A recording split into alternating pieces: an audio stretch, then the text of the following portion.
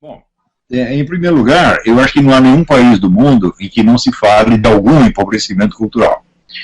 Acontece que as palavras não dão a medida da coisa, as palavras não vêm com uma régua, as palavras são as mesmas, tá certo?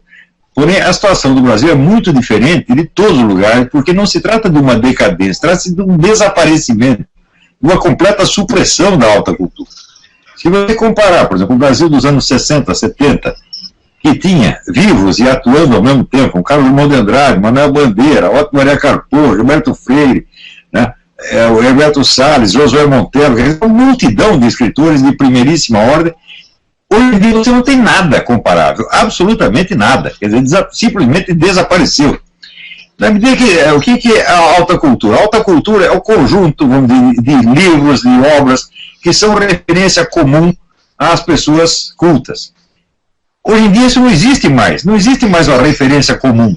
O que você tem não basta são referências grupais, quer dizer, reflexo de subcultura. Você tem lá uma subcultura comunista, você tem uma subcultura empresarial, você tem uma subcultura evangélica, quer dizer, o pessoal que lê aqueles livros do seu grupo.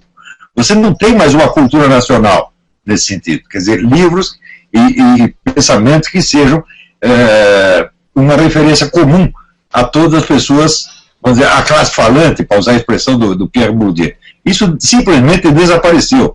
Ora, sem isso, acontece, em primeiro lugar, a linguagem pública, ela se desmantela. As pessoas perdem a noção do significado das palavras, das nuances, das referências, e começam a dizer coisas absurdas sem perceber que são absurdas. A primeira coisa que eu noto, vamos dizer, é a perda da referência objetiva. A pessoa, quando lê um texto hoje, dá a impressão que aquele texto é o mundo inteiro.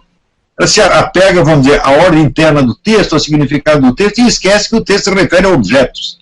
Um exemplo que eu dou é essa discussão que surgiu aí a respeito da questão da excomunhão. E muitos católicos que começaram a analisar o texto dizendo que no novo Código de Direito Canônico, o sujeito que ajuda o comunismo não é mais excomungado. Se ele só é excomungado se ele professar o materialismo dialético. Eu digo, muito bem. Mesmo que o texto fosse exatamente assim, nós temos que procurar o que é o materialismo dialético. Porque se uma autoridade qualquer emite uma legislação sobre, digamos, compra e venda de vacas, não basta você examinar o texto, você tem que saber o que é vaca. E a vaca não faz parte do texto, ela é um objeto do mundo exterior que você tem que conhecer porque é a ele que a lei se refere. No mesmo caso, a questão do materialismo dialético. Se você souber o que é materialismo dialético, você verá que é impossível, absolutamente impossível, o indivíduo ajudar, apoiar um movimento ou partido comunista sem ele se comprometer com o materialismo dialético. Ou seja, no fim das contas, estão todos professando o materialismo dialético. Mas, o uso da palavra professar também, que é traduzido do latim profiteor, o profiteor tem uma amplitude de significado muito maior do que professar em português. Professar é você declarar abertamente a sua fé. Não é isso? Aquilo que não é matéria de fé, não faz sentido professar. Ora, o materialismo dialético nunca foi questão de fé. Se você procurar nas obras completas de Karl Marx, Lenin, Stalin, Mao Tse Tung, você não vai ver nenhum deles professar o materialismo dialético em parte alguma. Então, o que o pessoal está fazendo é o seguinte, está lendo o texto como se o objeto dele estivesse contido no texto, sem examinar o que é o objeto, então eles chegam a conclusões erradas. O que é isso aí? Isso chama-se analfabetismo funcional. O analfabeto funcional não é que ele não saiba ler, ele só sabe ler. Ele lê o texto e entende o texto. Ele não pega a referência daquilo ao mundo. Quer dizer, ele cai numa espécie de um psittacismo, é um mundo só de palavras. Isso é que é um analfabeto funcional.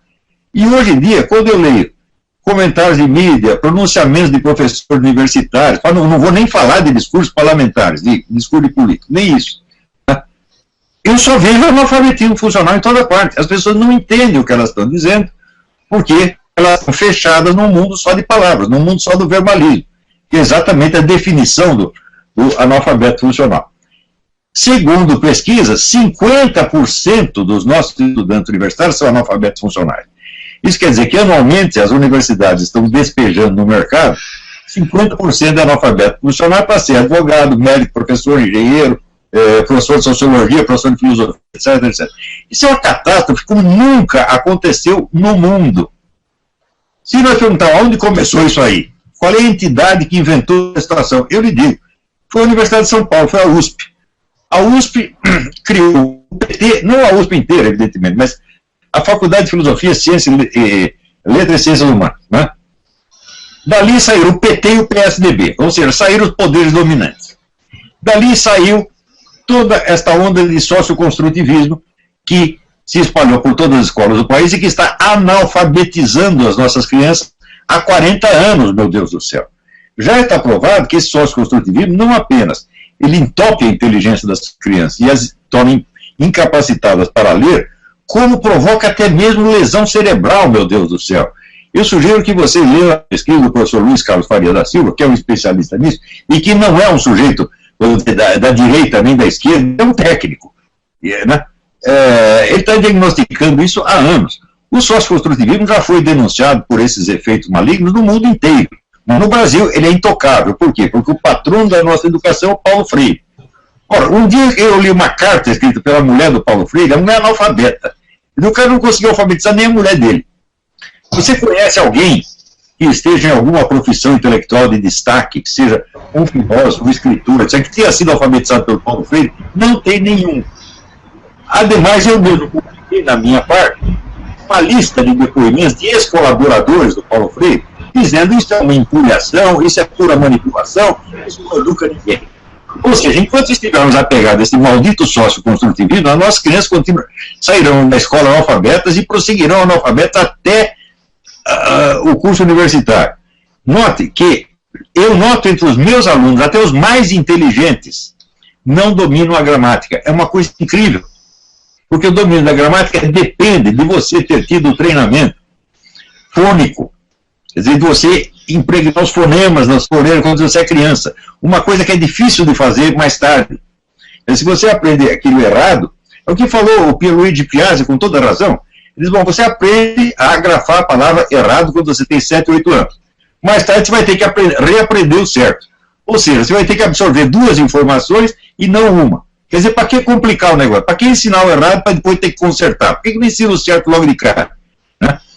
E assim por diante. Então, você, além de ter contribuído para implantar o socioconstrutivismo no Brasil e para criar esses falsos ídolos da educação, a USP ainda teve uma outra coisa. Você sabe que aquela elite uspiana, aqueles professores da USP, uma coisa que eles se consideravam realmente o suprassumo da intelectualidade humana possível. E, do alto da sua mediocridade e estupidez, julgavam, condenavam e marginalizavam quem eles não gostavam. Por exemplo, marginalizaram Gilberto Freire.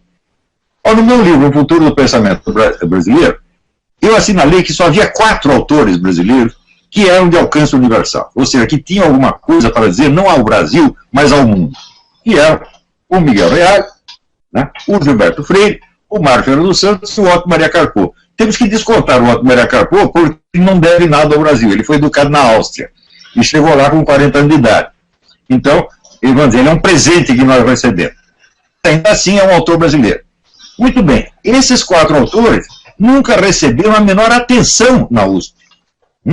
E eu vi, vamos dizer, a empáfia com que aqueles analfabetos da USP falavam do Gilberto Freire, que certamente, no domínio do pensamento, o maior intelectual brasileiro do século XX, o único que tinha amplitude, que tinha, vamos dizer, conhecimento universal, capacidade de absorver todas as correntes e trabalhá-las, é um negócio impressionante.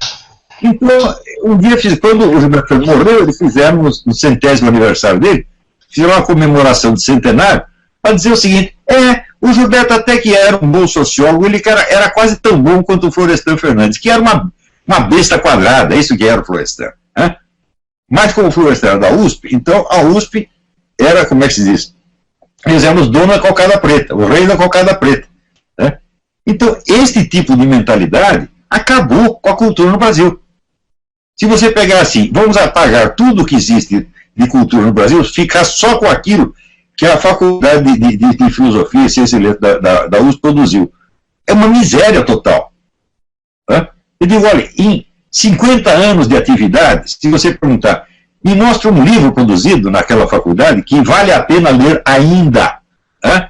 Existe um, que é o Ensaio sobre a Moral de Descartes, do livro Teixeira, que foi publicado acho, no primeiro ano de funcionamento da USP. Depois acabou.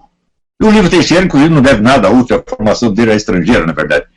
E depois, né, o que dano traria à cultura brasileira a supressão de toda a bibliografia produzida por essa faculdade? Nenhum dano, nada de importante foi produzido ali. Se você pensar, por exemplo, pensamento político brasileiro, qual é o livro mais importante do pensamento político brasileiro produzido no último meio século? O livro do Raimundo Faoro, Os Donos do Poder, que não tem nada a ver com o USP, ele nunca foi estudante da USP, nem coisa nenhuma, veio completamente de fora. Ou seja, nem no pensamento político, que é o que mais interessa, eles têm algo a dizer. Quem é que vai ler hoje com proveito, né, os livros do Celso Furtado, por exemplo, ou do próprio Florestan Fernandes? Ninguém mais lê esta merda, porra. Isso aí acabou. Então toda a produção dele foi só uma coisa para o momento. Quem vai ler o livro do Fernando Henrique Cardoso? Ele mesmo falou para não ler, com toda a razão, porra. O que ele está dizendo agora. Né? Então, esqueçam o que eu escrevi e esqueçam o que eu estou dizendo agora. Essa é a melhor coisa a fazer com ele. Então, você vê, tanto nas ações que fez com relação à educação de crianças, quanto com relação, vamos dizer, a essa espécie de censura e monopolização da alta cultura que eles fizeram com relação aos grandes autores brasileiros, o problema começou todo da USP. Quer dizer, isso tem endereço certo. Tanto que, onde continua existindo algum esboço de alta cultura no país, foi no Nordeste. No Nordeste, você, até hoje, você ainda tem alguma produção, lá você tem o César Leal, você tem o Ângelo Monteiro, e, bom, eles conservam acesa a chama da alta cultura, mas são autores regionais. Eu fiz algum esforço até para levar o Ângelo Monteiro para São Paulo, ele tem algum público lá, mas onde o Nordeste, sobretudo Pernambuco, virou uma espécie de um feudo separado, entendeu? No Rio Grande do Sul também tem alguma coisa boa, e tem brasileiros que vivem no exterior. E isso é a cultura brasileira de hoje. Então, realmente, assim, acabou. Uma extinção tão real e tão profunda da alta cultura nunca se viu no mundo. No mundo. É um fenômeno inédito. E eu acho que os culpados por isso deveriam ser fuzilados. A coisa mais branda para fazer com essa gente é fuzilar todos. Você não pode matar a cultura de um país, matar a alma do país. E eles fizeram isso. Daí que saiu o sucesso do PT vem daí, toda essa roubalheira vem daí, os 50 ou 60 mil homicídios anuais vem daí, vem com a extinção da alta cultura, que é a extinção da consciência nacional. É isso aí.